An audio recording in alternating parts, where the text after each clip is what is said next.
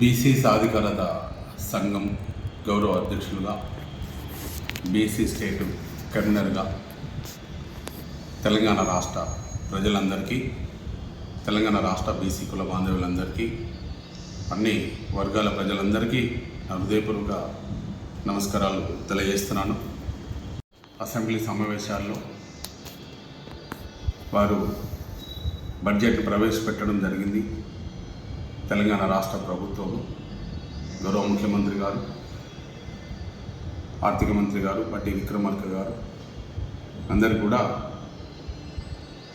మనవి చేయనది, ముఖ్యంగా తెలంగాణ రాష్ట్ర ప్రభుత్వము బీసీలకు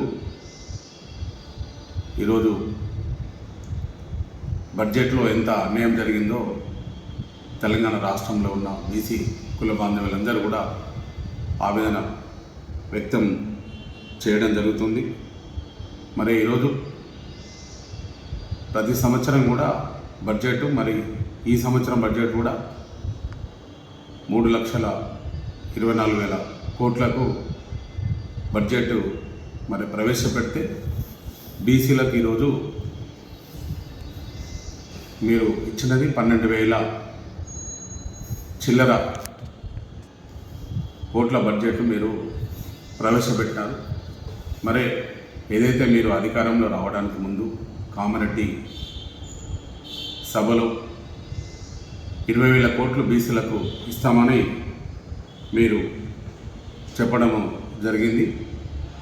మరి మీరు కులగణన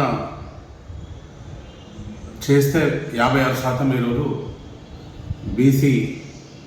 బీసీల శాతం అనేది మీ ప్రభుత్వ లెక్కల్లోనే మరి రావడం జరిగింది. మరి ఈరోజు మీరు బడ్జెట్ ప్రవేశపెట్టిన మాకు బీసీలకు కేటాయించిన బడ్జెట్ సుమారు ఒక 4% కూడా మీరు బడ్జెట్ ప్రవేశపెట్టలేకపోయినారు. మరి ఈరోజు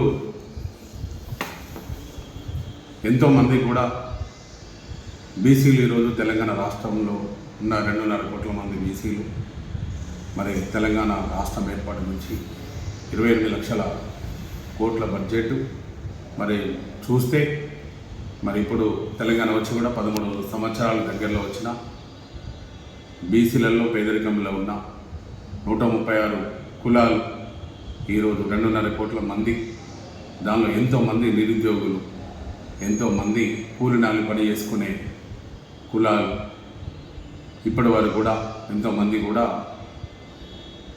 ఎంబీసీలు అందరూ కూడా ఈరోజు ఎంతో పేదరికంలో ఉన్నారు. మరి తెలంగాణ రాష్ట్ర ప్రభుత్వము మరి ప్రతి కమ్యూనిటీని మీరు లెక్కలు తీస్తారు కదా, దాని ప్రకారం నన్ను కనీసం కేటాయించినట్టయితే ఏదైతే వెనుకబడ్డ కులాలు ఏమున్నాయో వాళ్ళందరూ కూడా న్యాయం జరిగేది. మరి ఈరోజు మీరు ప్రవేశపెట్టిన బడ్జెట్లో బీసీలకు చాలా అన్యాయం జరిగింది. మరి 3 సంవత్సరాలు ఇప్పుడు మీరు బడ్జెట్ ప్రవేశపెట్టినారు. ఇదివరకు 10 సంవత్సరాలు బీఆర్ఎస్ పార్టీ మరి బీసీలకు ఎంత న్యాయం చేసింది. మీరు కూడా కాంగ్రెస్ పార్టీ రాష్ట్ర ప్రభుత్వం అధికారంలో ఉన్నారు, మీరు కూడా ఎంత న్యాయం చేయాలనేది కూడా మీరు ఆలోచన చేయాల్సిన అవసరం అనేది ఉండే. మరి మీరు చూడండి, మీరు ఏదైతే ఎలక్షన్లలో 42% రిజర్వేషన్లు మీరు ఎన్నికల్లో మాకు అమలు చేస్తామని చేయకపోయినా, మీరు సర్పంచులలో 17% మీరు రిజర్వేషన్ ప్రకారంగా పాతది ఇచ్చినా, మేము సుమారు 40% సర్పంచులలో బీసీలము మేము ఒక ఐక్యతగా ఎన్నికల్లో గెలిచాము. సర్పంచుల వార్డు మెంబర్లో కూడా, మరి తర్వాత మున్సిపల్ ఎన్నికల్లో కూడా మీరు కనీసం 42% కూడా రిజర్వేషన్ ప్రకారంగానన్నా మీ పార్టీ నుండి మాకు ఇవ్వలేకపోయినారు. మరి మేము సుమారు ఒక 61% బీసీలలో మున్సిపల్ కౌన్సిలర్లు, మరి దానిలో ఎక్కువ శాతం కూడా మేము గెలవడం జరిగింది. మరి దానిలో మరి ఇప్పటికైనా కూడా బీసీలలో ఒక ఐక్యత వచ్చింది. మరి రాజకీయంగా కూడా మా ఉనికిని ఈరోజు కాపాడుకొని మరి మేమందరం కూడా మరి ఒక ఐక్యత ఉండి ముందుకెళ్తున్న తరుణంలో కూడా ఈరోజు రాష్ట్ర బడ్జెట్లో బీసీలకు మీరు చాలా అన్యాయం జరిగిందని కూడా ఈరోజు నేను మీకు మీ ముందుకు తీసుకురావడం జరుగుతుంది.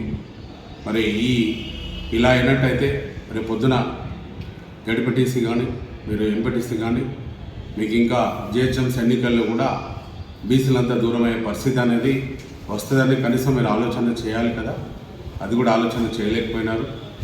మరి ఏదేమైనా మరి ఇప్పటికైనా రాష్ట్ర ప్రభుత్వం బీసీలకు న్యాయం చేయాలని రాష్ట్ర ముఖ్యమంత్రి గారిని మరి రాష్ట్ర ప్రభుత్వంలో ఉన్న మంత్రులు ఎమ్మెల్యేలైనా కూడా మరి ప్రతి గ్రామ స్థాయిలో ఎంతోమంది బీసీలు పేదరికంలో ఉన్నారు కాబట్టి వారికి న్యాయం చేకూరేలా మీరు న్యాయం చేయాలని నేను కోరుచున్నాను.